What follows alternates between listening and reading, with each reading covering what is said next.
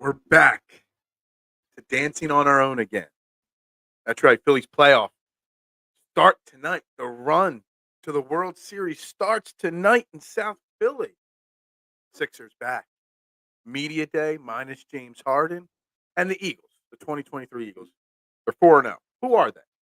We got so much to talk about this week. We're probably doing 90 minutes every single day this week. Trending in the AM here on Philadelphia Sports Network. We're live. 30 seconds.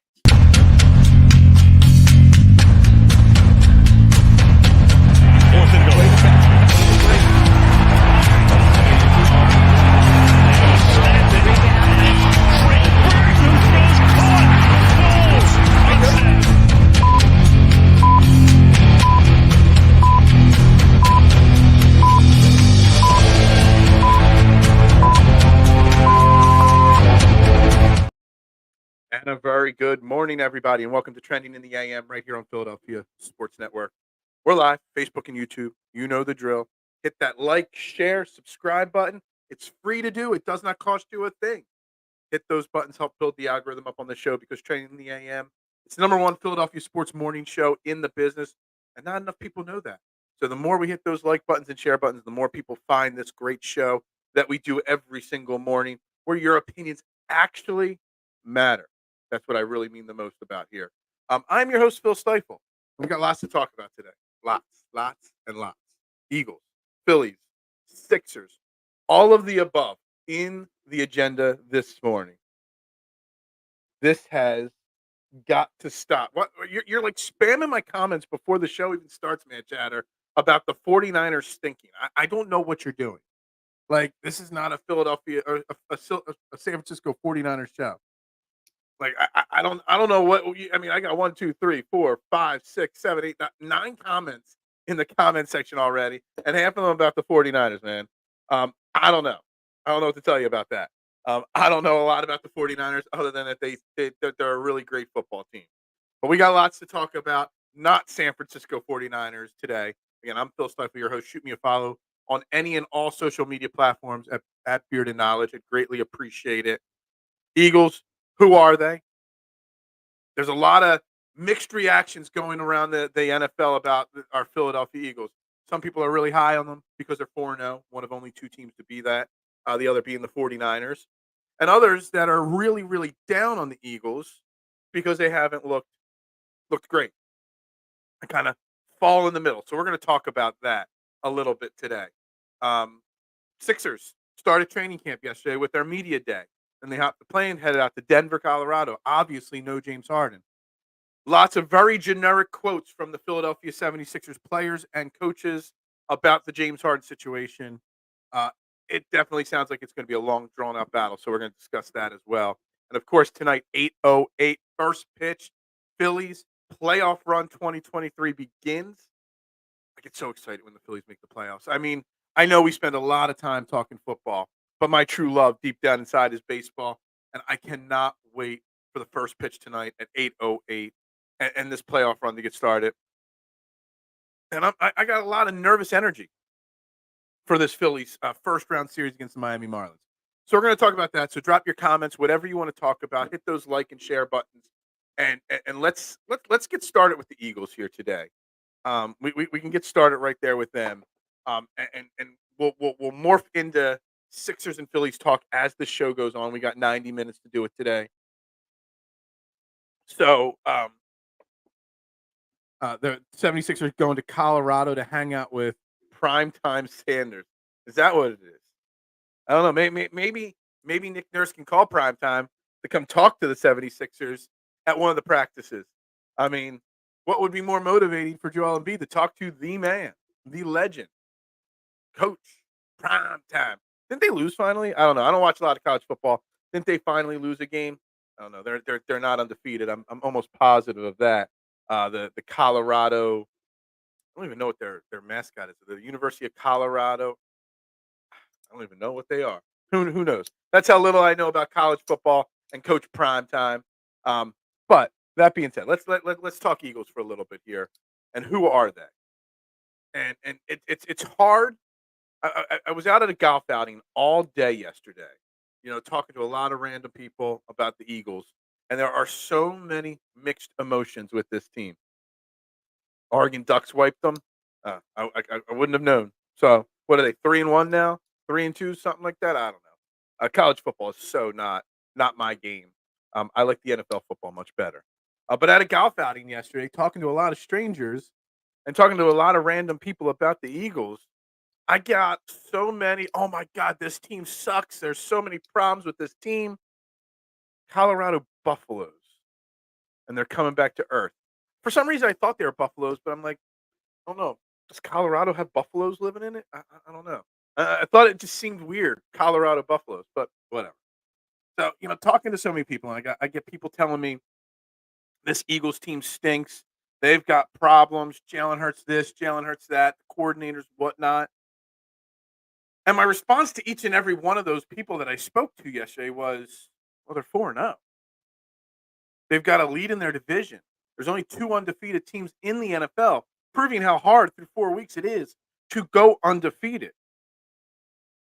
And everyone's like, "Well, this is a problem, that's a problem." Buffalo doesn't have buffaloes. I wouldn't be surprised. I wouldn't be surprised. I have no idea where buffaloes are, honestly. I don't. Isn't a buffalo just a giant bull of some kind? I don't even know. Um, but then you got on the other side of the equation people that are so overhyped on the Philadelphia Eagles, where if you critique them even the slightest bit, if you say one thing that, well, the secondary needs some work, or the coordinators have to be better, or the coordinators were outcoached by Washington's coordinators, but the talent just won out on Sunday, that you're being extremely negative. So there's got to be some common ground when we talk about this Philadelphia Eagles football team. We got the Los Angeles, I almost said the St. Louis, the Los Angeles Rams coming to town, or where we're going to their town on Sunday next week. You're going up against Aaron Donald, one of the greatest football players of all time. You got Matthew Stafford, who can throw the ball. So there is. It sounds on paper like a pushover, but it's not. So we've got to know who this team is now, so that we can properly prepare ourselves for what to expect on Sunday. Wyoming has buffaloes. Okay, well there we go. Learn something new every day. Someone call the Amber Lamb for the New York Giants. The New York Giants. I did not watch much of the game last night. Was out late at a golf outing and dinner, and by the time I got home, it was set show up and crash for the night. Um, Otherwise, meaning pass out for the night. My back still hurts from the golf outing, so I didn't really watch much, but I did see the score, and it just goes to show, man.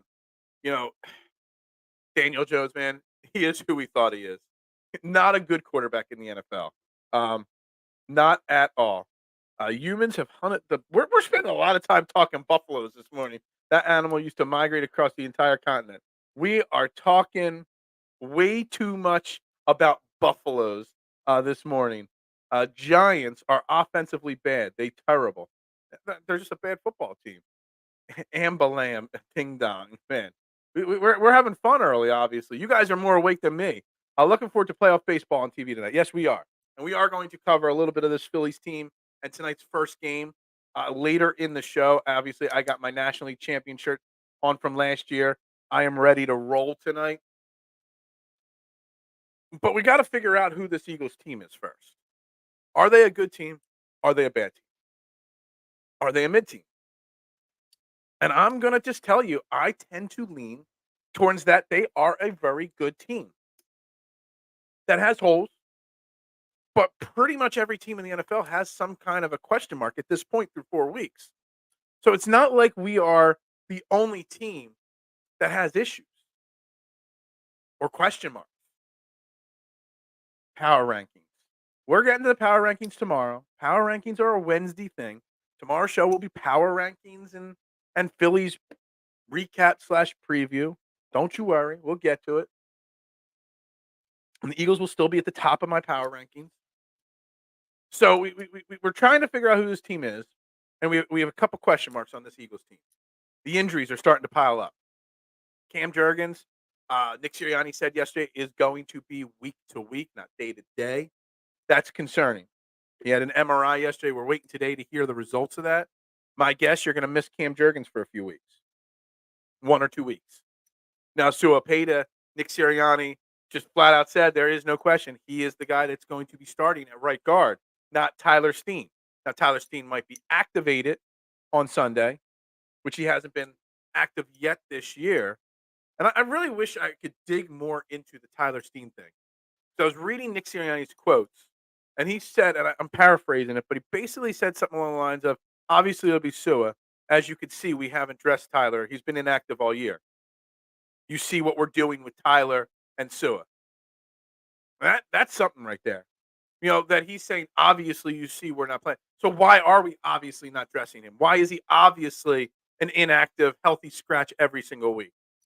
That's something that I'm curious about. Not concerned about, but curious. I mean, you invested a pretty high draft pick in Tyler Steen, and you haven't dressed him yet through 4 weeks of football. Why? Has a reporter asked that question yet? Because I have not seen anything about that yet. Now, on Suopeta's end, like I said yesterday after the game, he had a very solid game filling in for Cam Jurgens. And it seems like the team really does think highly of Cam or Suopeta. There was reports that Lane Johnson after the game went up to Nick Sirianni and heavily praised him for the work he did filling in at right guard. And it's a shame too because um, you know, Cam Jurgens was playing really well as well. For a guy that's a career center in college to move over to right guard and pick up a position so quickly and so quickly do it well, it's really, really good to see. And he's earned that right to play right guard. Unfortunately, injuries happen. Now, Suopeta's stepping into this role and seems to have the confidence of Jason Kelsey, of Lane Johnson, of Nick Sirianni and Jeff Stoutland. So it looks like Suopeta is going to be the guy while Cam Jurgens is down. But we're going up against the Los Angeles Rams and Aaron Donald. So who this team is on this offensive line, who has come under some criticism for their pass blocking, some mistakes. I was trying to come up with a new segment, who's trending up and who's trending down for the Eagles. And I really couldn't come up with too many trending downs. I wrote down Jordan Mailata, maybe. He gave up a couple pressures here or there. Like, has the offensive line been as good as it should be this year?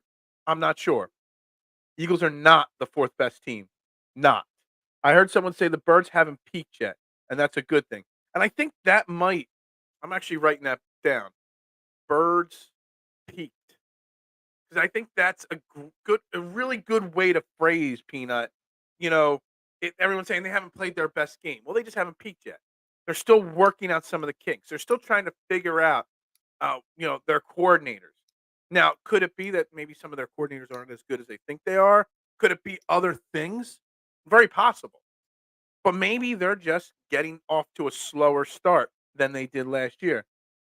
Where's K1? And not everybody's here every single day.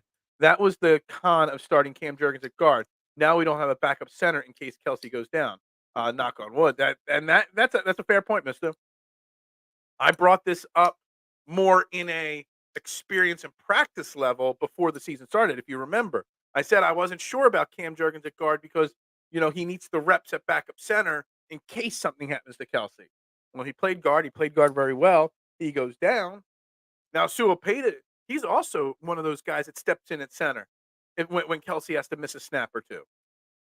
So now your backup center is hurt as the right guard, and your other backup swing lineman is now filling in at right guard. Now, who's the backup center? I don't know. But I'm not going to panic about that right now. What's up, Adam? How you doing this morning? I know Adam, of all people, is ready for Red October to start tonight. I know Adam, and I know he loves his baseball. Please stop talking about the 49ers, please. I don't want to talk about the 49ers right now. We are undefeated, and we have Jalen Hurts leading us on and off the field. And pack it up then. I think that's what my screen says. Sorry, sometimes some of these words are hard to see on the screen. It's really dark in here today. I mean, that sums it up. We got Jalen Hurts. We've got a 4-0 team. Now, it's not hard, pack it up. It's not wrong to say who is this team and bring up the question marks because we could be 4-0 and much more dominant if we cleaned up some things. And the injuries are just starting to pile up. Cam Jurgens, Sidney Brown, Justin Evans, Bradbury missed time, Gainwell missed a game, Reed Blankenship missed a game. Things that N'Kobe Dean's on IR for two more games. He can't dress for. We're starting to see a few things pile up here, and they're piling up at the worst positions. The injuries, positions that we weren't deep at, like the secondary to begin with, and that's something that concerns me.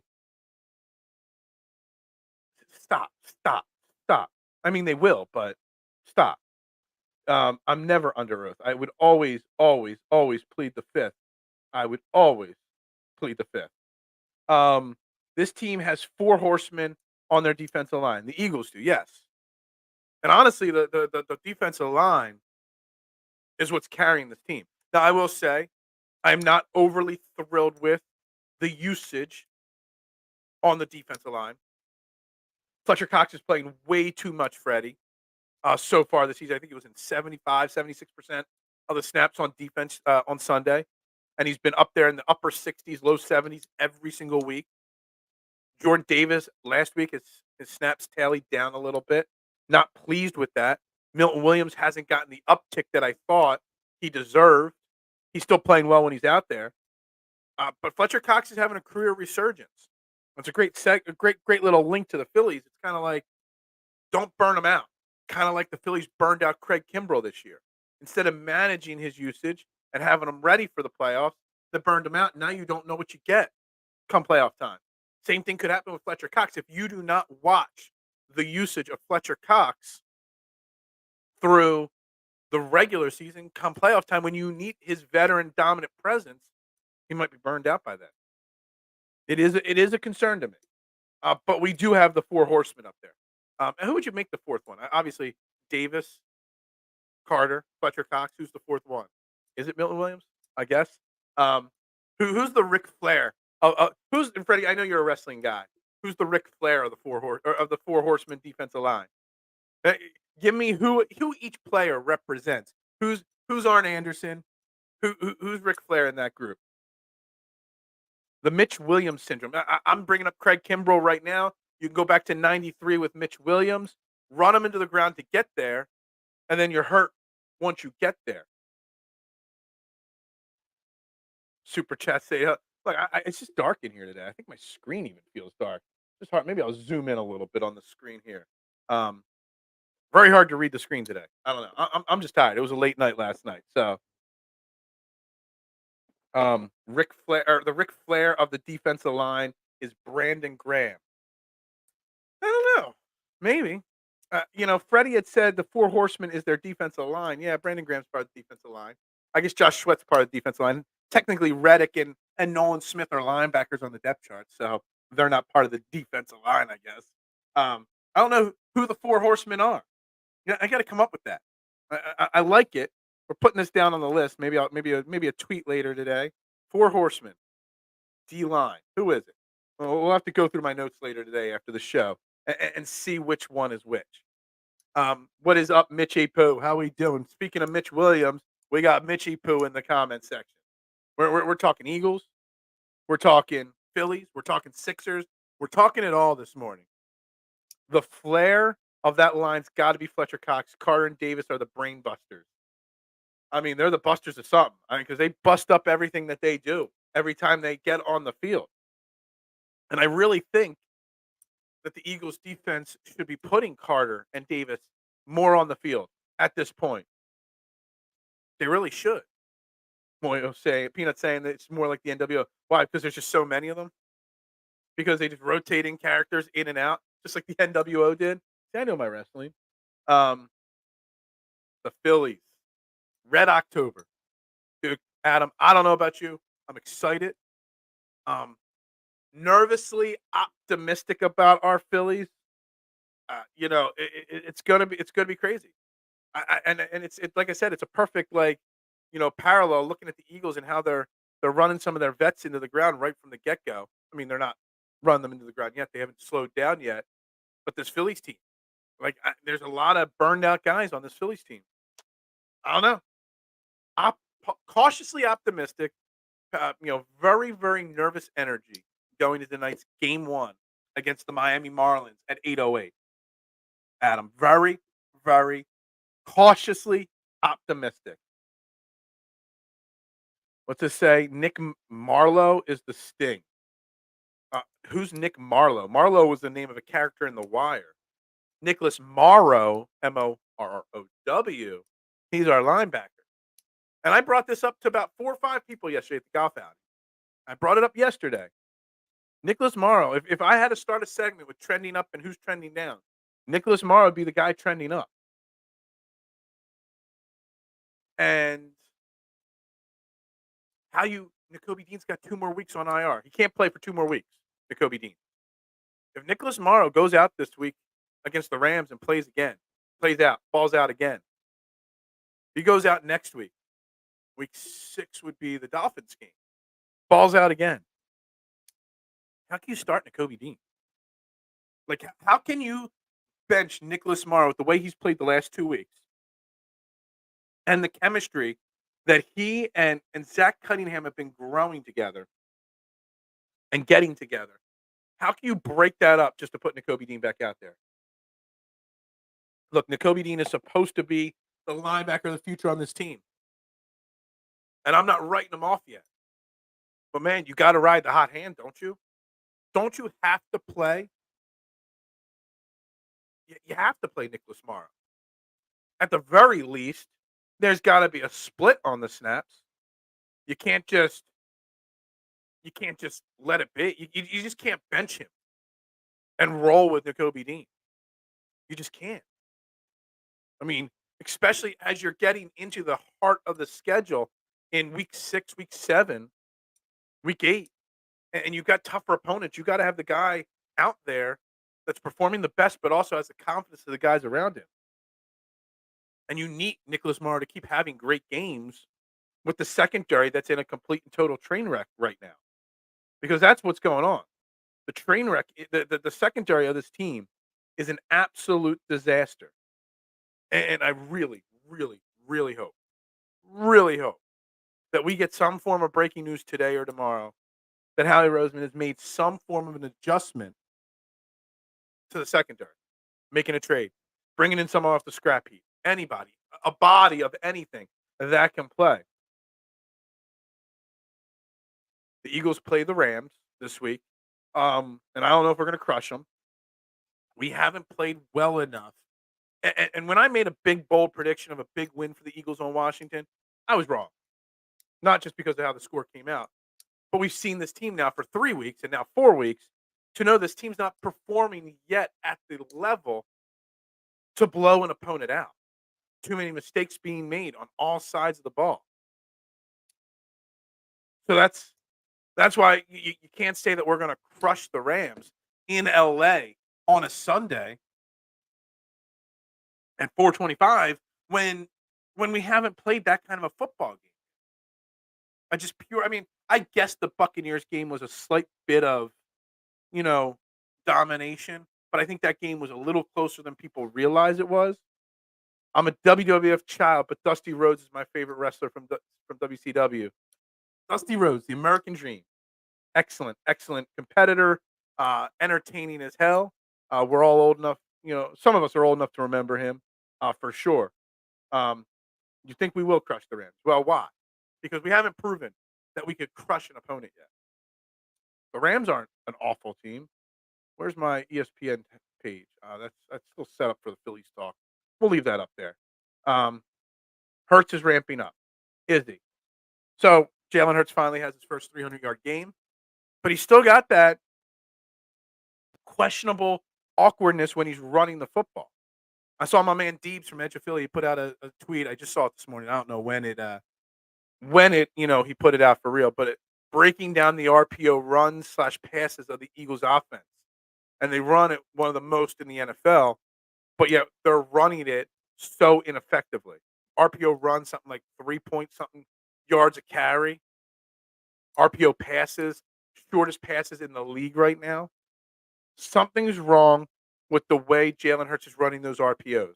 And maybe that has something to do with those very short 2-yard runs where he just doesn't gain what he used to gain. There's some kind of a disconnect there. Maybe he doesn't even want to run those RPOs. I don't know. Something is wrong there that we need to figure out. How much was the Eagles' favorite in the Commanders game? I think it ended 9. I think the Eagles were almost double-digit favorites against the Commanders. I think it was 9.5, I wanna say. 8.5, something like 8.5, 9.5, Mista. It was a very, very big, Cole's chiming in saying it was 8.5. Yeah, I think it started at 9.5, Cole, and then maybe went down to 8.5. I think in my same game parlay, I had it at 9 is what they were posting it at. I'm not sure exactly. Rams worry me. They're getting Cooper Kupp back this week. Secondary's gotta be sharp this week. Need that arm of Blankenship to work another miracle. Do we question Howie Roseman, Freddie, if that by the time Sunday rolls around, we're still just rolling with what we've got in the secondary? That I know it's a long season and the trade deadline's not till the end of the month. Um, but do we question Howie not making a move? I said it yesterday. I want Howie to make the move now. Not in a panic move, not like totally overpay, but now. So whoever we bring in, whether it's a safety, whether it's a slot corner, because you could do both or one or the other. I see a lot of people talking about Sidney Brown in the slot if he's back and healthy. I don't know. I have no idea if that's the patchwork that you want to do. We know Josh Joby's not the guy, but shouldn't Howie be making the move now? So that by the time we get to Kansas City, Buffalo, whoever the new person is that they bring in has time to learn the defense, has time to get familiar with their teammates. You know, maybe, maybe Monday Night Football isn't what it used to be. We don't do any more screens anymore. Why? Well, we run the bubble screen to the wide receiver, tight end, unsuccessfully 90% of the time, Travis. But running back screens, we just don't do. And I don't know why. Travis, you probably remember. I remember Brian Westbrook. He was such a beast in the screen game. And with our offensive line, you would think our offensive line would be more than capable of blocking on screen passes to the running backs. And you got DeAndre Swift and Kenneth Gainwell, two guys that seem very, very ripe for those type of plays. But yeah, we never run it. We run the bubble screen, the wide receiver screen, the tight end screen, and they fail. How much does analytics play into Hurts running in the RPO? Maybe some nerd got in Howie's ear about running too much too early. Just a thought. It's a thought. It's a possibility, Peanut, for sure. Um, I don't know if that's the case or not. I think it could be analytics. It could be someone got in Hurts's ear and said, "Protect yourself better." There are so many different aspects of what it could be. It could just be a simple disconnect between Brian Johnson and Jalen Hurts. We've talked about it a lot in the last week or so. Everyone just assumed because Brian Johnson has known Jalen Hurts since he was in diapers that they were going to be a perfect tandem because they were a great quarterback coach and quarterback. They were going to work magic. Maybe not. Sometimes, sometimes some people are just not adept at calling plays. And I'm not saying he needs to stop calling the plays yet, but we are trending in that. If we had to say who's trending down, maybe Brian Johnson is the Eagle that is currently trending on the way down. Buddha was the move, but that got blown up. Jeremy Chin, there's a few guys, Cole, that could be brought in. But Howie needs to make the move now. Go get a slot corner then, if you're not going to get a safety. I kind of want a slot corner and a safety at this point. And we've got the assets to do it. I'm trying to be respectful. I'm just so mad how stink Giants are. Yep, well, that's good. Andy Reid, screen master. And he still runs the screen a lot in KC. You always see Panchero. Is it Panchero or Pancheco? I heard the announcers on Sunday calling him Panchenko. I've always said Panchero. Obviously, I'm wrong on that one again. Surprised you guys haven't called me out on my Panchero name pronunciation for Pacheco. But they also got McKinnon that still run the screen. Clyde Edwards-Helaire still. I mean, they run that screen all the time. But we have the horses to block for it. I'm just not sure why we don't run it. I think teams have just adjusted to it more, and also with the injury last year, he's being slightly more cautious. I do think I think both those are right part of it. I think teams have adjusted. Teams have figured it out, and he's being he they figured it out. He sees he doesn't have the running room, and instead of trying to risk his body for one extra yard, he's just being more cautious. I think both of those things play into it. But if it's not working, if it's been figured out, if he's being too cautious or scared, no, I don't want to use the word scared, but when you play scared, you get hurt. You're more likely to get hurt, if that makes sense. And so if it's not working, that's on Brian Johnson, the play caller, to make adjustments and not call those plays. That's all. So while there's some of this is right, Cole, it's up to the Eagles to make those adjustments. Yesterday's price for Buddha is not today's price. That yesterday's price for anybody is not the same as today because the league knows that the Eagles need help in the secondary. They need multiple pieces, not one, multiple pieces. Like, no offense, like this secondary, speed up, obviously. It's short staffed, obviously. It's like any restaurant. It's short staffed. You don't tell me that when we go face Kansas City or Miami in 2 weeks or San Francisco, dude, a real offense with a real quarterback is going to eat this team apart in the air, especially if we're not getting pressure at the quarterback, eating us alive. Hell, again, Matthew Stafford with Cooper Cup, if he's back and healthy this week, are going to give this secondary fits because who's playing slot? You can't put Bradbury in the slot anymore and Joby on the outside. Bradbury's got to go back outside. So who's playing your slot? Are you going to give one of the rookies a chance? Can't. Joby's not it. Goodrich, I thought he was going to be one of the guys. He's not. Some say Sidney Brown. He's been groomed as your safety this whole offseason. Your safeties aren't performing well. Edmonds, he'd be somebody I would consider trending down. It's questionable what's going to happen with the secondary and how they're going to continue to get eaten alive in these situations. I think limiting Hurts from a running quarterback is easier for defenses now. We got to adjust. And that's we as the team have to adjust. The coordinator has to adjust. Jalen Hurts has to adjust. And we haven't seen a great adjustment yet.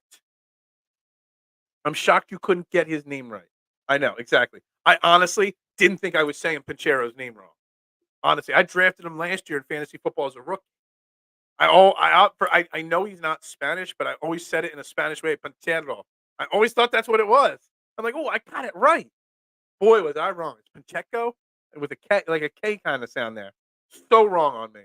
Some rookie out of BYU named Puka Nakua for the Rams is the NFL's leading receiver through 4 games. Yeah, and you're going to take him and you're going to throw Cooper Cup into the mix. I said it before the season started, guys, that if Matthew Stafford was healthy, the Rams team, they weren't going to be a playoff team or a scary team, but they were going to be a better team. Because Matthew Stafford, everyone just because the last year was so bad for the Rams, everyone just wrote the Rams off. Well, Matthew Stafford is still a Super Bowl quarterback. Cooper Cup is still one of the elite wide receivers in football when healthy. They still got Aaron Donald on their team. So, our passing defense is going to be massively tested on Sunday. Pretty much every week for the rest of the outside of the Jets week, unless they change quarterbacks, every single week is going to be a challenge for the secondary until a change is made. Panthers, fire sale. Jeremy Chin must go. Well, a phone call will be made, I'm sure, from Howard, but it needs to happen now. We need those deals done now. Is football not as fun now that we don't see any returns like Devin Hester and Deshaun days? On a side note to that comment, Travis, I didn't notice it. Saw it in the media reports from yesterday that Britton Covey is now in the concussion protocol. So now Sunday's a long time. I mean, maybe he can clear it for Sunday. But I guess late in the game on Sunday, he got knocked up a little bit. I don't remember it. I didn't notice it. But I guess that's another issue, another question. We're already down Quez Watkins. Oz, Zacchaeus, whatever his name is, has made some plays the last couple of weeks, but not a major factor in the offense. Britton Covey was on the field for 6 plays. I mean, that's not much. but you're not losing him on offense. But punt returning, he's turned into the best punt returner in football since week 8 of last year. I actually think he's a guy that can break one for a touchdown at some point this year. But it's another injury starting to pile up. We talked about it all off season that eventually the law of averages, some of these, so, at some point we were so healthy last year that eventually it's gonna level out and get a lot. They're piling up. Nothing serious, career-ending, season-ending yet, but a lot of nicks and bangs and bruises piling up all at once. XFL Edmonds. I mean, Edmonds has not played well. Um, Darius Slay, he's been okay, but he's been the lone guy. And there have been a couple plays I've seen Darius Slay a few steps behind the wide receiver on crossing routes, on different routes. I don't know if he's a step slower this year. He's getting older, or it's the defensive scheme. Could we just please play a little press defense once? Once in our life, can we get a press defensive coverage? We have the Cowboys, Dolphins, Chiefs, Bills, Seahawks, 49ers to get through now. So let's get it together. I mean, just read those teams' names out loud to yourself and just think about it. Think about it. You didn't even put the Rams on that list. It's scary. It's a scary group of offenses that we have over the next 6, 7 weeks. And this team is not prepared defensively in the secondary to stop those teams. CeeDee Lamb, Tyreek Hill, Travis Kelce. Who's going to stop Travis Kelce? Seriously. Stephon Diggs, DK Metcalf, Tyler Lockett, Deebo Samuel, Brandon Ayuk. Some of those names, I mean, they're the elite of the elite. And we're rolling out there with Josh Joby, Terrell Edmonds, and nothing else. It's got to be fixed. It's got to be fixed. And it's my biggest concern at this moment, without a doubt. Edmonds is lost out there. Smith, he looked like he did. Look, I said it before the season started, that I didn't think Edmonds deserved to make the team. He did. It's fine. But why did A.J. Brown get randomly, Adam, you got to put the word random with quotation marks in it, randomly tested after having over almost 300 yards in 2 weeks and like 3 or 4 touchdowns or whatever? I mean, random or not? I don't know. That's a tough one right there to answer, Adam. Again, guys, we're about 38 minutes into the show. We got 10 likes on YouTube, 4 on Facebook. Make sure you're hitting that like button, please, for me. A little quieter in the chat today, but we're still rolling through here with Eagles talk. We are going to slowly transition to some Phillies and Sixers talk here in the next 15 minutes or so. But as we continue catching up on this Dolphins, you're going to put through the fire. Dolphins are not as good as their 70-20 win over the Broncos, but they're not as bad as their 48-20 loss to Buffalo. They're somewhere in between. The Dolphins are still a really good football team, and offensively can score with anybody. It's just, can their defense shut you down? And we'll see. We could cover with CJ, Epps, and Slay and Bradbury last year, so we just need to fill Epps' spot because Blankenship probably better than Chauncey. I was trying to dissect what you're saying there, but you're missing a key element there. CJ, Epps, Slay, Bradbury, and Maddox. You're also missing Avonte Maddox. Again, because we always are missing Avonte Maddox because Avonte Maddox is always getting himself hurt. Travis. But last year, I don't even remember who filled in when Maddox went down for 2 or 3 games in the slot. Who was our slot backup last year? But anyway, we don't have somebody this year to fill in for Maddox. So that's the difference here. We don't just have to fill in the Epps spot. We have to fill in the Epps spot. We need to improve that second. And look, Justin Evans wasn't playing great, but he was playing better than Edmonds. Sidney Brown's got some high moments and some low moments. But another safety would help. It would make a major difference. And I'm not going to say Howie made any mistakes or anything like that. But could Howie have made a mistake in letting Kayvon Wallace go? Kayvon Wallace would be playing better at safety, and he's played manageable, at least a little I've seen, in Arizona. Maybe Kayvon Wallace. I said it when it happened. I'm like, oh, Kayvon Wallace got cut, and Edmonds made the team, I was shocked by that. Maybe Kayvon Wallace was the play to keep him, and that's crazy to say, but it is. Um, let's see here. What do we got comment wise here? Eagles have 11 draft picks in 2024. How we could package something in a trade this season? Would you trade our picks or load up for the draft? Well, I'm trading one or two of those picks. I am. I'm trading. I mean, we don't have to trade them all, but we could trade one or two of those picks for a safety or a slot corner, without a doubt. Without a doubt. Um, quiet in the chat room, bro. I thought you'd want me to shut up. Hit that like. That's all I want. I want everybody to hit that like button. It's free to do. Doesn't cost you a thing to do it. Just hit that like button and share this out and tell everybody to join the number one morning show that nobody knows about outside of the 412 in Philadelphia. The only show where your opinions actually matter. Don't be too hard on the Dolphins. I'm not hard. You're being hard on the Dolphins. What's up, K1? Everybody was missing you. Nobody cares where I'm at. They all wonder where K1's at. That's all. At least 400 comments earlier. Where's K1? Well, this is an interesting one here. Mitch, I saw this briefly. Again, I was on the golf course all day yesterday, then out at a charity dinner. So I wasn't on social media a lot. But was it a media report or an insider report? There's some kind of report that Chase Claypool is being linked. He was a healthy scratch for the Bears on Sunday. Linked for a late round draft pick to Philly. Look, we have issues at wide receiver as well. Quez Watkins has been hurt all year, basically. Britton Covey's now hurt. OZ, Zacchaeus. I mean, he's nice, but he's nothing special. Chase Claypool had all the talent in the world, but he's a head case, Mitchie. He's a head case. Causes problems. He caused problems in college. He caused problems in Pittsburgh. He's causing problems in Chicago. And let's be honest. This is a locker room that's a very tight locker room. This is a locker room that doesn't handle drama or doesn't stand for drama. This is a locker room that's run by its leaders. Chase Claypool coming here. Do you really want to take a risk on somebody like Chase Claypool and have him causing issues in the locker room? I mean, I don't know. There's no doubt in my mind that the guy is more talented than what he's put on the field in the last year or two in football. No doubt that there's talent there.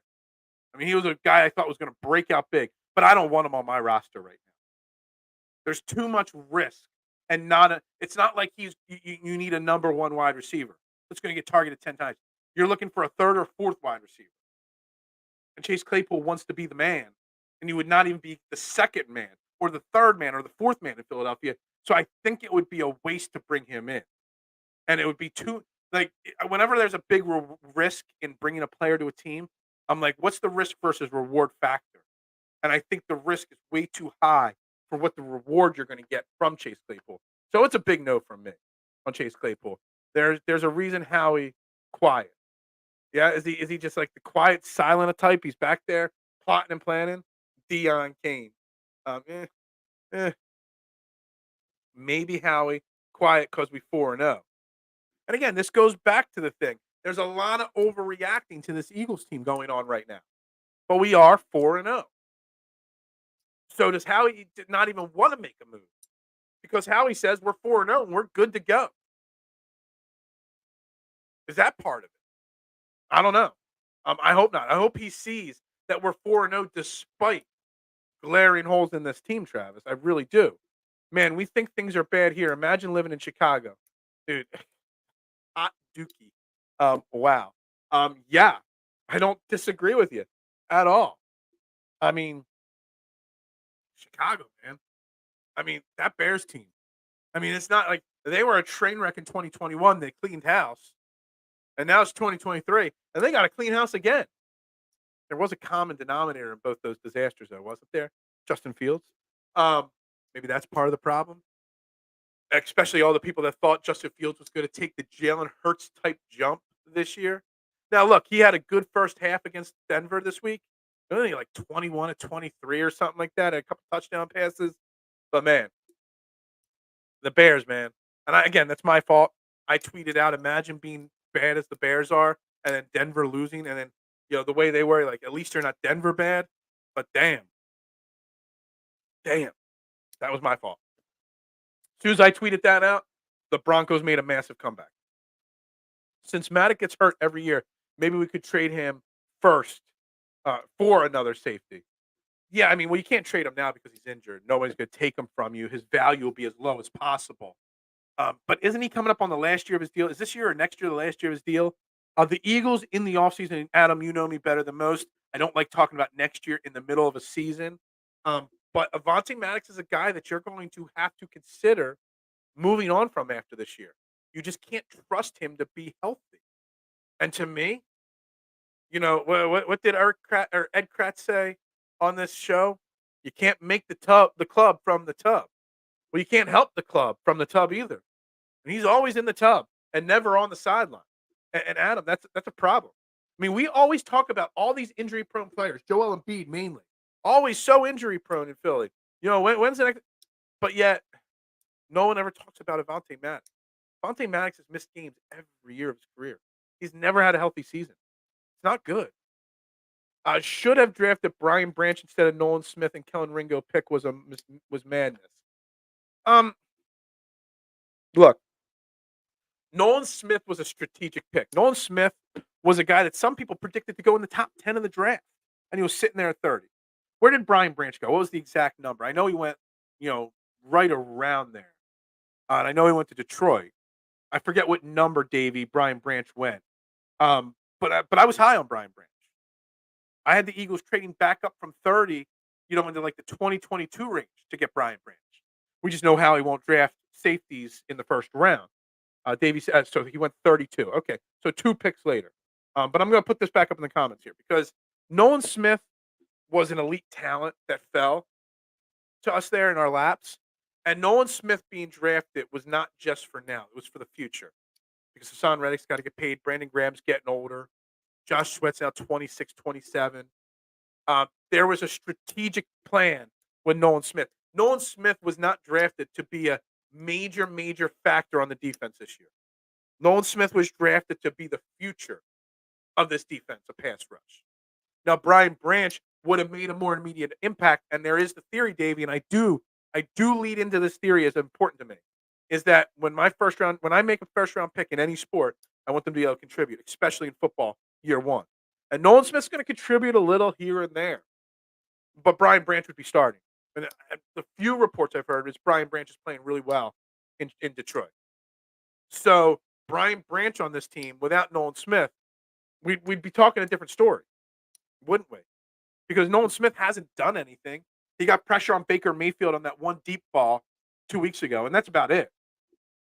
So I get it in the short term now, immediate future, but the Nolan Smith wasn't a mistake. It just didn't help the team today, if that makes sense. I almost cried for Giants fans. That game was embarrassing to coach. And everyone, I feel sorry. I don't feel sorry for Giants fans. I love to see them suffer. Absolutely love it. But the Giants are going to be bad, man. They committed way too much money to Daniel Jones. Saquon Barkley can't stay healthy. They have no wide receivers.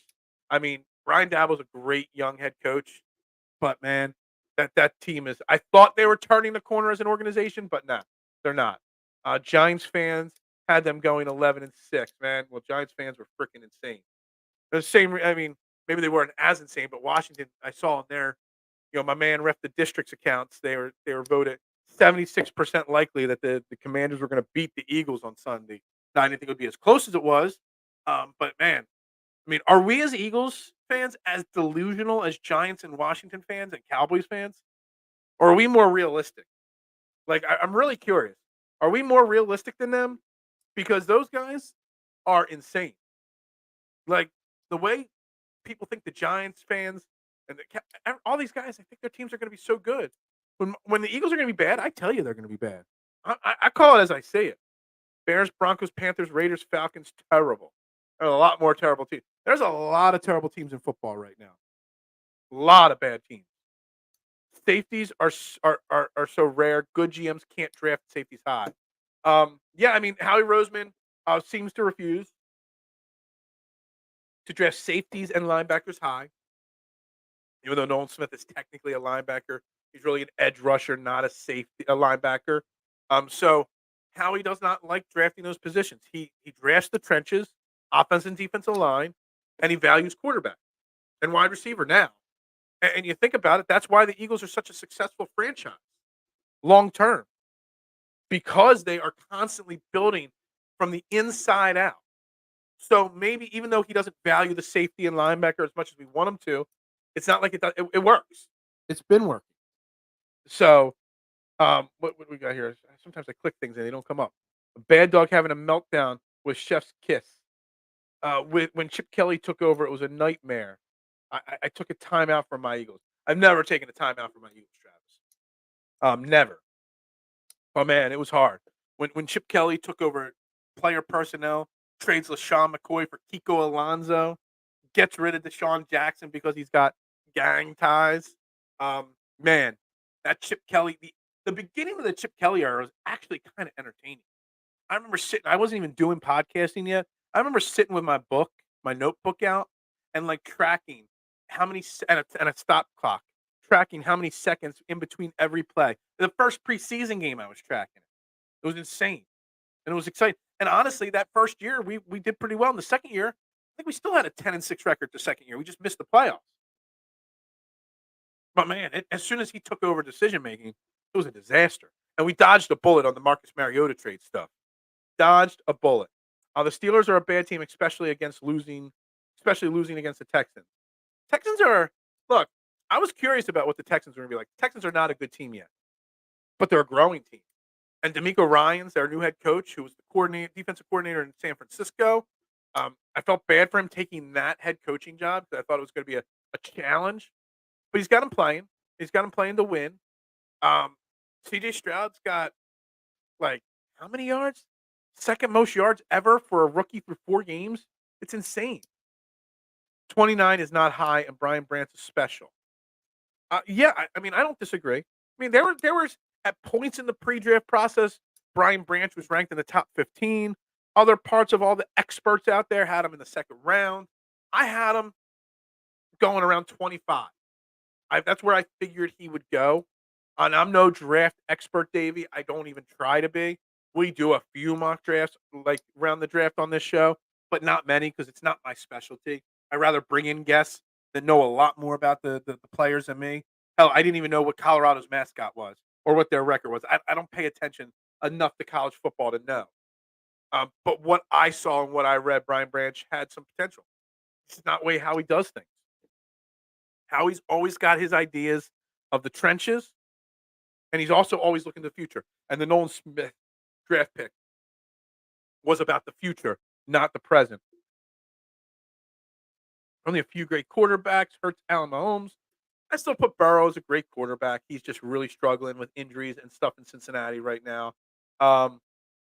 Giants are not XFL good. CJ Stroud, 300 yards a game. This is shocking to me, honestly. I mean, I guess I could change I could bring up another ESPN website. Give me a second here. I want to see who they've actually played, though. Obviously, the Steelers this past week, but who else have they played? I'm going to pull up Houston Texans. There they are. So he's thrown for over 300 yards a game in every game this year. They lost to the Ravens. That's a good team. They lost to the Colts. That's an average team. They beat the Jaguars, which I don't know what the Jaguars are, and they're 2-2. I mean, yeah, they got crushed by the Ravens, but whatever. The Ravens are a really good team. The Colts, I don't know what they are. Shane Steichen's got them playing okay. Being 2-2 with a rookie quarterback, a rookie head coach, I mean, it could be much worse for the Houston Texans. Obviously, this is an insult, Davey. He is a very great quarterback. He is, and don't let these last few games that have not looked pretty take that away. There's only one quarterback without a shadow of a doubt that I would 100% take over Jalen Hurts, and that's Patrick Mahomes. You can make an argument for Josh Allen or Lamar Jackson. You can make an argument for Joe Burrow. Hell, you can make an argument for Justin Herbert. But Jalen Hurts is a great quarterback. Why? Because he wins. 21-1 in the regular season. His last 22 starts is 21-1. You don't even see Patrick Mahomes going on that kind of a run. So I got to strongly, all opinions matter on this show, but I got to strongly disagree with that opinion. But this part of it, this follow up, Davey, is exactly accurate. When everyone puts their tiers together, Davey, everyone has tier one, tier two, tier three. Tier one is Patrick Mahomes, and that's it. And then all those other names I named are tier two and three. See, the thing is, Patrick Mahomes is not a great quarterback. Jalen Hurts is a great quarterback. Patrick Mahomes is the greatest quarterback in the NFL right now. And Patrick Mahomes, already, in my opinion, and I haven't done it, like an official list or anything. And Man Chatter, I missed a bunch of your comments. I'll try to go back and read them in a second. Um, Patrick Mahomes is already a top five quarterback in NFL history, in my opinion. And, barring a catastrophic injury or something like that, Davey, Patrick Mahomes might go down as the best quarterback ever.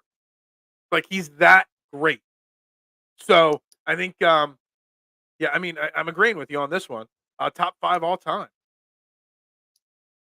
Off topic, are you dressing up for Halloween for a Trending in the AM show? If so, you got to go either wizard or biker with that beard. Hit that like button. That's right. You got to hit. We're only at 11 likes, man. The algorithm's killing me today.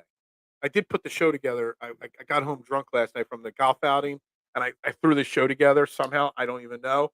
But yeah, we got so few likes right now on this video. It's probably because I put the word Phillies in the title, and I put the word Sixers in the title.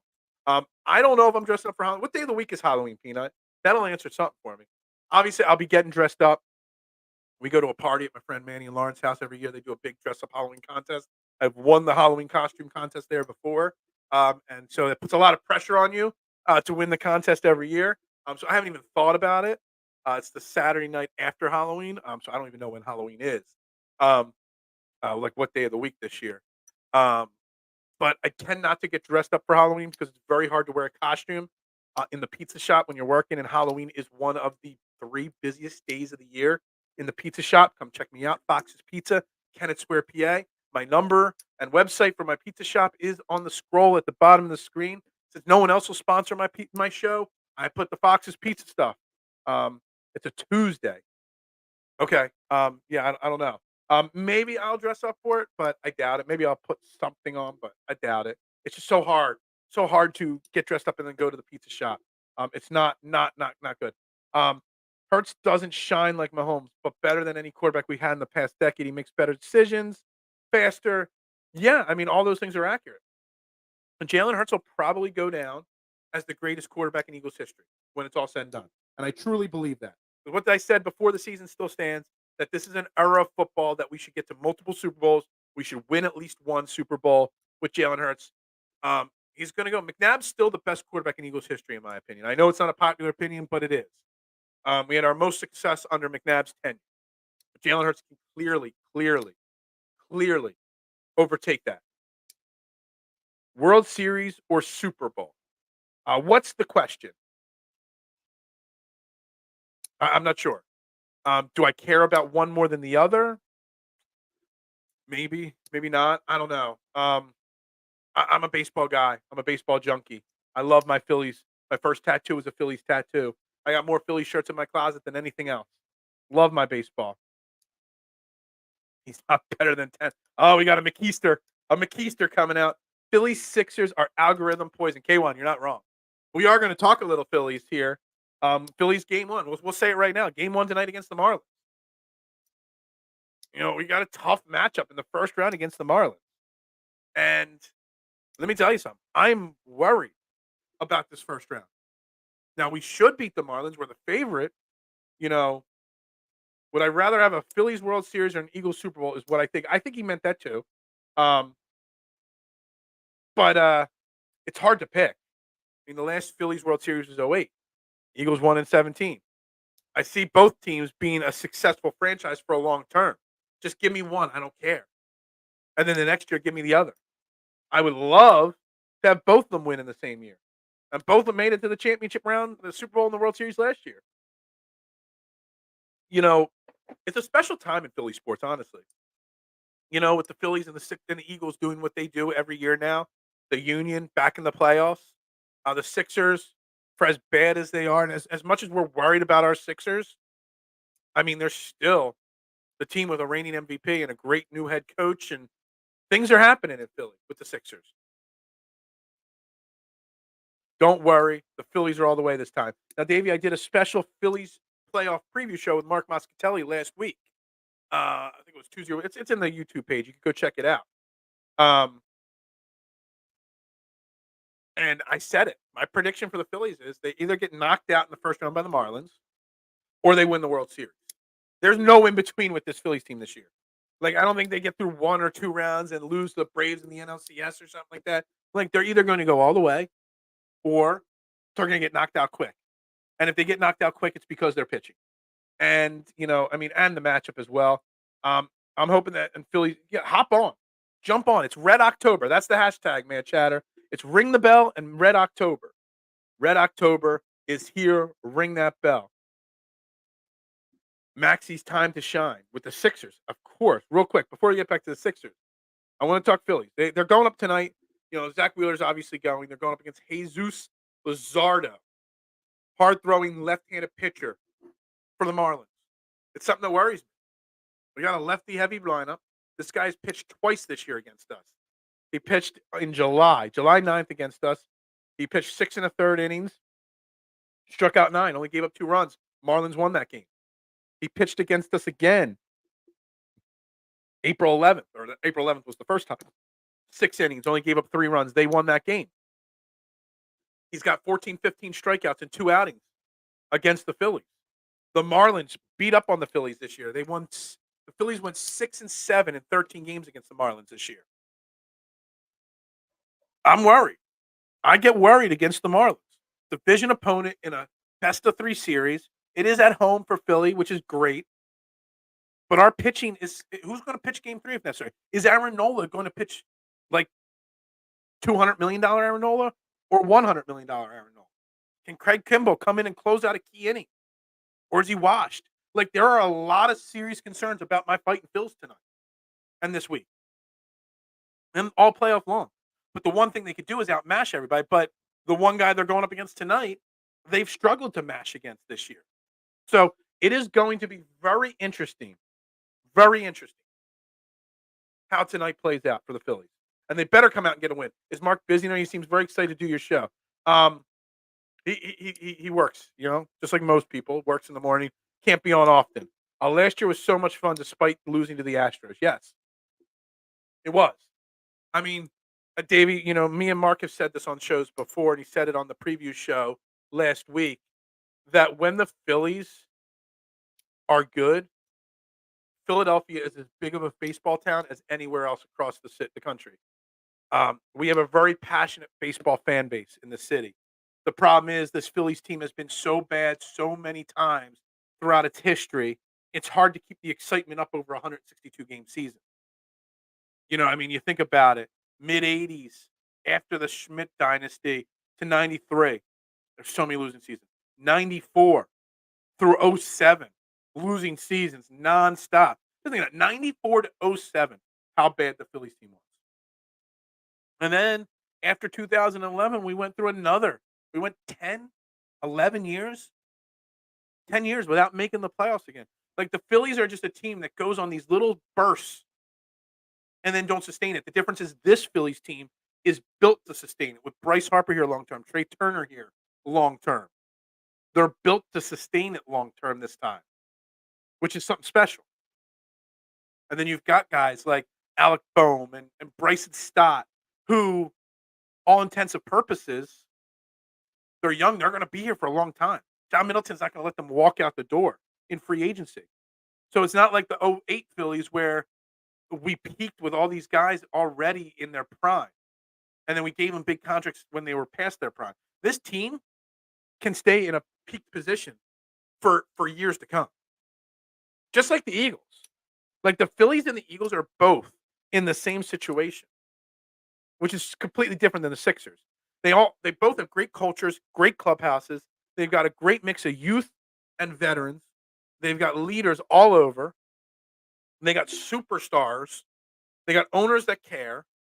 The Phillies and the Eagles are two of the perfect examples of what Philadelphia culture and sports teams should be like, which is the complete opposite of the Philadelphia 76ers, who yesterday had to meet the media with one of their biggest stars, one of the top 75 players of all time, not there. because he's demanding a trade and won't show up. Like, there's such a contrast there between Phillies, Eagles, and the Sixers. And what's the one common denominator that's different? You got two owners with the Eagles and Phillies that care, and you got one owner with the Sixers and Josh Harris that doesn't give a crap. And I'm telling you, as long as Josh Harris is the owner of the Sixers, this is never going to get better in Philly. Josh Harris is one of the worst owners in Philadelphia sports over the last 20, 30 years, 40 years, 50 years. I mean, the last time I disliked an owner this much was probably Norman Brayman with the Eagles back in the late 80s. And that's about it. Baseball is too much of a roller coaster for me. All it takes is 3 aces on the other side, and you're done. Go Birds. And yeah, so like the Marlins don't have 3 aces really that we worry about, but they have the type of pitcher that gives our team fits, and that's what worries me. You know, it's so easy to just go stone cold like that, and just in a best of 3 series, it's so easy to just get run right out of the building. I mean, we did it last year to the Padres in the first round, I think. Just ran them right out of there. If Phillies can't beat the Marlins, they don't deserve the World Series. It's a matchup thing to me, mister. It really is. And in a best of 3 series, anything can happen. Anything can happen. Eagles are high culture locker room. So are the Phillies. Hope you bring in Claypool to throw a few haymakers to reporters. No, we don't need any drama in Philly. We've got enough drama in Philly sports from James Harden and James Harden alone. Literally, James Harden brings all the drama we need in Philadelphia. We don't need any more people like that in this city. And look, I give the Sixers credit for meeting the media yesterday and handling it as they did. Obviously, lots of questions. PJ Tucker talking about James Harden's his boy. But you know what? We're here as a team, and we got to play with whoever's here. This James Harden situation is going to drag out. Daryl Morey said a lot of cliche things. Joel Embiid said a lot of cliche things. But I did read a report that said that Daryl Morey did say again in front of the media, I'm not trading James Harden for anything. I want a star player back. I did read another article that maybe Drew Holiday not going to Philly. Dame Lillard not going to Philly, but both those guys also not going to Miami.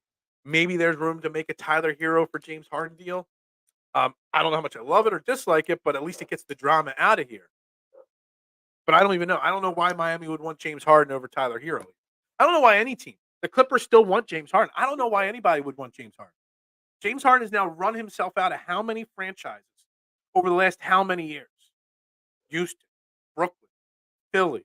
He just keeps Memphis. Wasn't he in Memphis for like 2 minutes too? I don't even remember. Remember fat Memphis James Harden? I don't even think that happened. That might have been a dream. Did I see Jimmy Butler's hair? No, I did not. I did not. I'll have to look that one up. I know I just made a baseball comment. Won't happen again. You can. Look, there's going to be baseball talk. It's Red October, man. It's impossible to avoid it. Have we got any good pitchers? The Phillies have great pitchers. The problem is the bullpen is exhausted. Been poorly managed this year. And the starters are inconsistent. Zach Wheeler is an ace Cy Young candidate. And then he gives up 4 runs in the first inning. Aaron Nola is either a Hall of Fame pitcher or a replacement level pitcher. There's no in between. So there are question marks there. It's October. All baseball is boring. Rules are suspended. Exactly. He has don't give a care money and Harden. Harden does have I don't care money. That's like Harden, like Ben Simmons. I don't think like Ben Simmons was sitting out, but I don't think it was the same as James Harden. Ben Simmons, I think, cared about losing all the money. Hence why he fought for it. James Harden don't give a shit about money. Plain and simple. Pardon my French. Like, he can not get paid again, ever, in his life from a basketball team, and he wouldn't care. He's got so many other things coming in money-wise and endorsement-wise, he don't care. And James Harden, like, I think they handled it well yesterday. I mean, not the way I wanted it held or handled. I said it briefly yesterday. I wanted media day to go like this. When Joel Embiid stepped up to the podium, when Maxey and when Daryl Morey and Nick Nurse stepped up to the podium, I wanted it to just be a blatant first 5 minutes. Get all your James Harden questions in. Then we're done. We're not talking about him ever again. But a lot of the questions and answers left a lot of room for it every day when they meet with the media. Have you talked to James Harden today? Do you have a James Harden update today? What do you think of James Harden today? What do you think this team would be like with or without James Harden? Blah, blah, blah. Like, just put a firm, definitive, let's end the conversation till a deal is done and then go from there. Because I don't want to deal with James Harden all year long.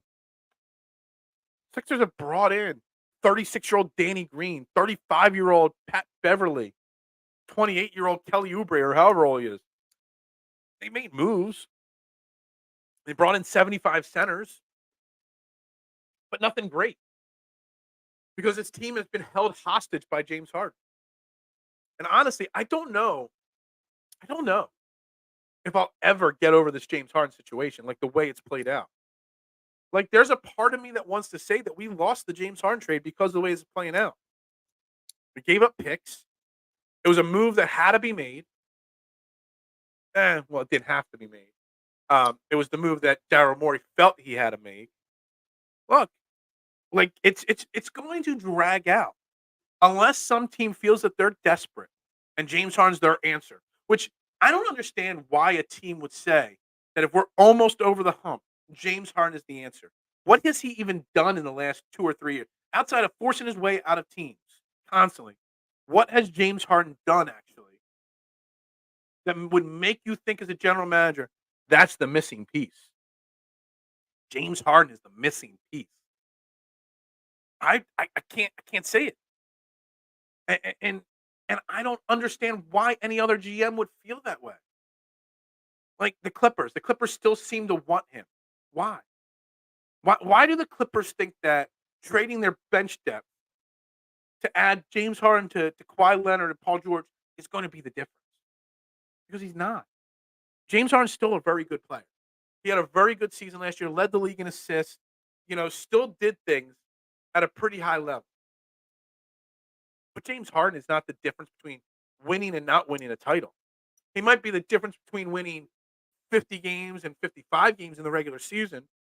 But find me a moment when James Harden was consistently a great playoff performer. You can't. Because he never was a great playoff performer. So I really don't get how the James Harden situation will be resolved and everybody involved will be happy from it. But the problem is it's going to be like drama. It's going to be drama. It's going to be hanging over this team all year long till it's resolved. Well, I get Daryl Morey not wanting to just make a move to make a move, like because you want to get some kind of a return. Sometimes you've got to make you got to take a step back, kind of a move to step forward. And taking a step back, get whatever you can for James Harden is probably better big picture for this team. Because by taking that step back, getting whatever you can get for him, you eliminate the drama. The players you have can focus on this team.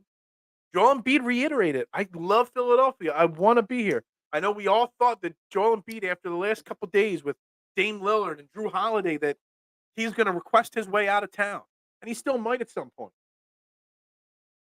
But he says the right thing. He wants to be here. He wants to win a title in Philly. Now, he wants some consistency. And I don't think he said it yesterday. I think he said it a few weeks ago. That there's been constant turnover. You got the Ben Simmons drama. You got the James Harden drama. You got coaching changes and coaching drama and Jimmy Butler. And there's never been just a consistently quiet offseason for them to focus on just getting better and just being a great team. And this year's no different. And that's a problem. He might get your team attention. He'll sell tickets. He'll sell jerseys. Hell, I got a James Harden jersey when he came to Philly. I couldn't wait. No, I haven't said anything. That's why the algorithm's breaking. Like, I should just put Taylor Swift's name in it. And then I would get everybody tuning in. I'm shocked and appalled on behalf of Swifties everywhere. Look, I get the Taylor Swift stuff, man. It doesn't bother me as much as it bothers everybody else. You know why? It's good business. It's good business for NBC to put her face all over the telecast. You know why? Because the Swifties are going to tune in just to get a glimpse. We'll watch an entire football game for the first time in our life just to get a glimpse of Taylor Swift in a club box drinking a drink. It's that crazy. It really is. I DVR Sunday Night Football so I can rewind and rewatch the sections where I hope Jason steals her away. Yeah. Um, she is too good for Travis. She's having fun. I have no problem with it. Wheeler and Taiwan Walker, if they drop the pitch clock to the playoffs, Aaron Nola. I don't know, Freddie. I know people are still saying the pitch clock's bothered Aaron Nola. Well, he's had a 162 game season to get used to it, and pitchers across baseball have gotten used to it. So I can't use that excuse now in the playoffs. It's time to get over that at this point. I don't like the pitch clock, but it is what it is. So you kind of got to move on. I do think the Phillies, dude, Freddie. I do think the Phillies win Game 1 tonight. I don't like the matchup, but I do think our offense is talented enough and humming along enough. And honestly, there's no crowd like a Citizens Bank Park playoff crowd. My brother was talking with me yesterday on the golf course. He's like, I've never been to a playoff baseball game. And I've gone to one playoff baseball game, 2007, Game 1 against the Colorado Rockies. Cole Hamels pitched that game. I know we lost the series. I don't remember if we won that game or not. But playoff baseball atmosphere, I mean, in Philadelphia, it's scary. Playoff baseball crowd is more influential on an outcome than the Sixers playoff crowds. Let me tell you something. Sixers playoff crowds are loud. Let me tell you something. Phillies playoff crowds are 10 times better than the Sixers playoff crowds. I'm just going to say. I would give a month's wages to have a soda. Phil needs a Taylor plushie to replace the click pen to fidget with. No, I don't like Taylor Swift. I just get why they put her all over TV. I guarantee the price they could charge for advertisements on Sunday Night Football when she's going to be a part of the broadcast, right up. The amount of people that tuned in, right up. I mean, you had Mike Tirico say, Swifties, don't worry, we got you all game long. Right at the beginning of the broadcast. Why? Because they get it. It's all money. And as a business owner, different kind of business, different level of business, I get it. Whatever sells, you sell. Whatever's going to make you money, you make money. And that's the Taylor Swift thing. The Taylor Swift effect on football is making people a lot of money. Hell, Jason Kelsey, not directly involved here, just the brother of the boyfriend, gained 140,000 Instagram followers after they came out as a couple or whatever they are. Travis Kelsey, over 400,000 new Instagram followers. His jersey sales went up 400% because of this. 400% jersey sale increase. You know how much money that made the NFL? The NFL probably went to Travis and be like, yo, even if you guys don't like each other and you don't want to stay together as a couple, can we drag it out a little longer? We're all making money. You're going to make money. Your podcast is going to make more money. Let's drag it out a little bit longer. Taylor would boost views more than the fanatic in the background. Do not make fun of my fanatic. K1, that is something that could get you fired out of the core 12. My fanatic is the man. I love my fanatic. What is up, Jason? How you doing, my man? Good to see you this morning. We got so much on the agenda today, and we're already at an hour and 20 minutes of an hour and 30-minute show. Phillies, Sixers, Eagles, everything. Whatever you want to get your thoughts in, Jason, just pop them in there. We'll get right to it. But Phillies baseball starts tonight, and I'm excited. I'm very, very excited. They get Swift, and we get Jake from State Farm. Yeah, what's with Jake from State Farm hanging out with Mama Kelsey? Like, I don't get it. Like, I really don't. That's got to be the weirdest thing at a game. It was promotional, probably, but still, to me, that's so weird that they're hanging out at a football game together. You can put a commercial all over Philly saying Sailor Twift eats foxes Adena. Yeah, something like that. I get what you mean. I appreciate that. I'm scared. I'm cautiously scared, but cautiously optimistic. I think the Phillies beat the Marlins this series, but I'm worried a little bit. If it goes 3 games, I'm really worried. If we lose one of these first 2 games, I'm really worried. Who pitches game 3 for the Phillies? But I'm cautiously optimistic that they get through this round. And I said it on the preview baseball show, Jason, and I've said it a few times today. If the Phillies win this round, they win the World Series. They're either getting knocked out by the Marlins or they're winning the World Series. No in between with this Phillies team, in my opinion. Mama Kelsey has needs. That's not what she's married. So the Kansas City Chiefs turned heel. They might have. Some people might feel that way. I don't. Like I said, I get it. I get the Swifty stuff. Could be worse. We could be getting that Liberty Mutual guy with his little emu or whatever it is. Yeah, I'm pumped for this team, trying to get tickets. I'm in the same corner as you. Yeah, I mean, yeah, I'm not trying to get tickets. I can't fork that money out right now. Plus, I don't want to deal with the crowds. I'd rather watch it on TV. Plus, getting home probably from a game at 12:30, then waking up to do this would not be pleasant. But hopefully, you can get them. It should be a good time. We do need to win tonight, though. You need to. And but earlier in the show, I had tonight's pitcher for the Marlins, Jesus Luzardo's stats up. He has dominated the Phillies twice this year. Struck out a lot of Phillies hitters. He strikes out. He had over 200 strikeouts this year, so he's a strikeout guy. Um, but this is a great comment here, Jason, from Ty. The Phillies are built for the playoffs. Offensively speaking, Adam, I agree with you, Ty, a lot. But pitching, there's a little bit left to be desired in the pitching staff, in my opinion.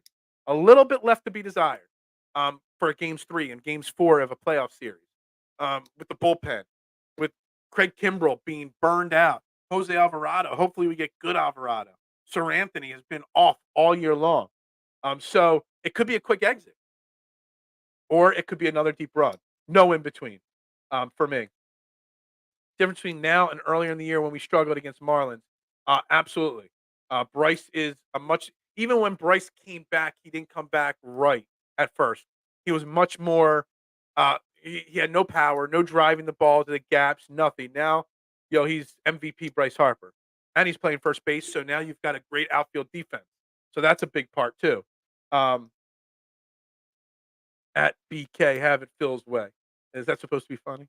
Mama Kelsey making that bank from here on out. Next Eagles home game, we'll have Papa John holding. Ah, is Papa John guy still around? Didn't he get canceled or something like that in life? I think he got fired from Papa John's actually. I don't remember, but I think Bryce was not playing earlier when Lozado was beast mode against our B team. And even when he did come back and play, because I think one of Lozado's outings was in July, maybe it was June. I'm off there, but um, yeah, he was just not the same, and he wasn't playing the field. I think him at first base is such a big deal for the playoffs, and Bryce Harper should play first base the entire playoffs. And not having Kyle Schwarber in the outfield is going to be such a massive win for this Phillies team. Turner was also not the best, that is for sure as well. I have a knack for business too. Kansas City, Missouri isn't the biggest market. A celebrity like Taylor Swift increases ratings. Yeah, I mean, the positive stuff business wise, the Taylor Swift being involved. Like I said, if I'm Roger Goodell, I'm sitting down privately with Taylor Swift and Travis Kelsey and like, yo, I don't care what happens, but just let it pretend to happen for the next 6 months, and let's all milk this as much as possible, please. I would say, Jason, my concerns is bullpen one, Aaron Nola two, even though he's also the wild card to winning the World Series, and who's the third and fourth starting pitcher. That's it. And that's why it's only pitching. That's my only concerns are on the pitching. I have no other concerns about the entire run in the playoffs. Taylor also has a massive concert movie coming out this month. Exactly. I didn't even know it till Sunday Night Football because it was played every commercial break. I thought she was promoting a concert, but she wasn't. She was promoting like a movie. That movie is going to have Swifties lining up nonstop. It might be the next $1 billion movie in movie theaters because Swifties just can't get enough. Phil says, "Was that supposed to be funny?" Puts head down. Yeah, basically. I didn't think it was funny. Sorry. Dry humor when I'm this tired today. Am I the only one that thinks Taylor Swift is annoying? No. But the Swift annoying stuff, the conversation's going right now, Jason. It's not that she's annoying; it's that it's good business for everybody involved in it. The NFL, Travis Kelsey, Jason Kelsey. Like I said, Jason Kelsey himself, not directly involved with Taylor Swift, gained 140,000 Instagram followers in 1 week because of the Swift effect. The Swift effect is a real deal. And the next time Taylor Swift's going to be on Sunday Night Football because of Kansas City, whenever that is, the amount of money that they're going to be able to upcharge on commercials alone, NBC, because of the ratings that they get from Swift, is going to be insane.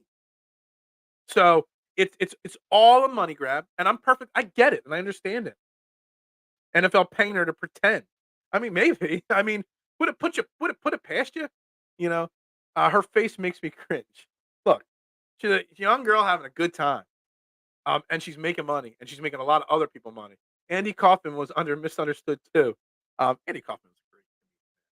I love the movie from with Drew Carey, Man on the Moon or Man Under the Moon or whatever it was called, about his life. I don't know how 100% accurate it was. Um, I never really detailed research. I haven't watched it that many times, but yeah, Andy Kaufman was great. He was a genius. I've watched his original Saturday Night Live appearance before, um, on replay. And it's great. Really, really genius. It is the curse of the genius to be misunderstood. Um, I'm often misunderstood too.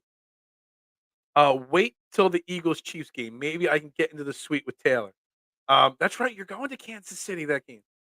I forgot about that. Yeah, cop, you will be the coolest man alive if you somehow find a way to sneak into that suite and take a selfie with Taylor Swift. I don't know what I could do for you, but I'll do something for you if you get me that picture. You will. Um, Her hanging with Mahomes' wife may have been the most like that to me. That was cringeworthy. I don't want to imagine. I don't want to imagine what those conversations are like. Um, yeah, not at all. Prediction for tonight: it's going to be a close one. 5-4 Phillies walk-off win. Uh, Let me think about it. I got 4 more minutes in the show, Jason, to make my final score prediction here. Um, I think Zach Wheeler is going to come out and dominate tonight. I really do. Um, but the bullpen gives up some. I'm going to say the Phillies win 7-3. I'm writing it down so I don't forget. I said 7-3, game one, Phillies win. I think the Phillies jump out to a big early lead, even though we're a different offense team. So I think we jump out on Luzardo.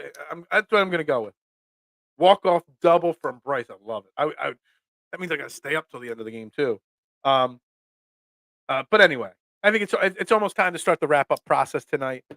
Again, obviously, Phillies kill the algorithm. Whenever I put Phillies or Sixers in the title or the image, it just kills the algorithm. So tomorrow's algorithm will be all Eagles, but we will be talking a lot of Phillies as well, and how the game goes tonight and any other Sixers news that happens today.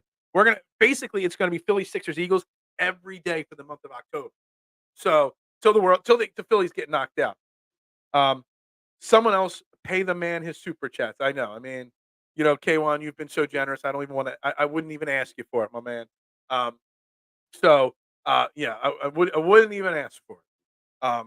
Just hit that like button, share button. What are we at? 15 likes on YouTube, 7 on Facebook. Likes help that algorithm grow as well, guys.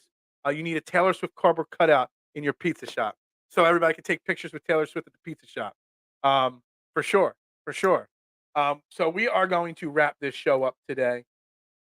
Trending in the AM, right here on Philadelphia Sports Network. Best show in the biz. The best morning show that not enough people know about. So that's why the likes and the shares and all that stuff helps drastically. Please hit those buttons for me. Follow me on Twitter, Instagram, TikTok at Beard of Knowledge. You'll see my power rankings for the NFL through 4 weeks come out later tonight, this afternoon. We will talk my power rankings tomorrow. We'll see how much I pissed the man Chatter off with my power rankings tonight and tomorrow. We'll see. I can't wait for the Phillies game tonight. Phillies win 7-3, I say. Jason says a walk-off 5-4 win for the Phillies tonight. Either way, I don't care. The bank is going to be jumping. And I said it before. Phillies playoff crowds are greater than Sixers playoff crowds. I'm writing that down. That's a tweet. Phillies playoffs greater than Sixers. I got to bring my notebook to work today. There's way too much in my notebook that I get on social media today. How did a girl from Reading, Pennsylvania become such a huge star? When I think Reading, I think Amish and Quakers. Who knows? Is she even that talented? I don't even know. She's a star, but is she talented? Honestly, a song of hers could come on the radio and I wouldn't even know it's her. It's just not my style of music. Satan. Who's Satan? Anyway, we're gonna wrap it up. Training the AM right here on Philadelphia Sports Network. I am your host, Phil Stiefel.